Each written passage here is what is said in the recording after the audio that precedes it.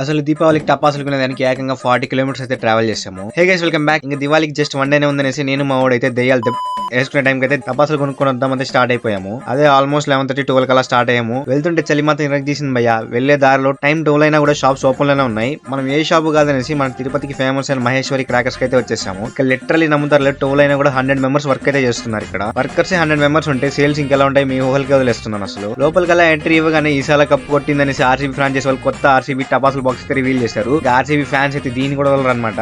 ఇదైతే నా లైఫ్ లోనే ఫస్ట్ టైం చూడడం. 1K వాళ్ళ చూసాను, 2K వాళ్ళ చూసాను, ఏకంగా 10K వాళ్ళ కూడా చూసాను. కానీ ఫస్ట్ టైం నా లైఫ్ లో 35K వాళ్ళ చూడడం ఇదే. ఇంక ఈ టపాస్ వచ్చేసి చిన్న మినీ సైజ్ గ్యాస్ సిలిండర్ లాగా ఉంది. మరి పెడితే ఎలా ఉంటుందో. ఇంక ఇదైతే మోస్ట్ ఫేమస్. ఒక సెకండ్ నేనైతే బాహుబలి అయిపోయా. నా చేతిలో కత్తులు ఎలా ఉన్నాయి కింద కామెంట్ చేసేయండి. ఇంకా గిటారు, క్రికెట్ బ్యాట్ అంటే ఇలా చాలానే కొనేసాము. అన్ని అయిపోయాక మా బిల్ చూసి పైన ఉండాల్సిన గుండె ఒక్క సెకండ్ కిందకి జారింది. అట్లా 15K అయింది మా బిల్ నుంచి. కానీ మనకేం భయం లే, అన్న మనకు తెలిసినాడే కాబట్టి బిల్ తక్కువ కట్టేసి మూట కట్టేసాం టపాసులు అన్నింటినీ. ఇంకా మీరు మాత్రం లైక్ చేసి సబ్స్క్రైబ్ చేయకపోతే అర్జెంట్ గా వెళ్ళి చేసుకునేసేయండి. నేను మా టపాసులు తీసుకొని మీ ఇంటికాడికి వచ్చి ప్లీజ్ లైక్, షేర్, సబ్స్క్రైబ్.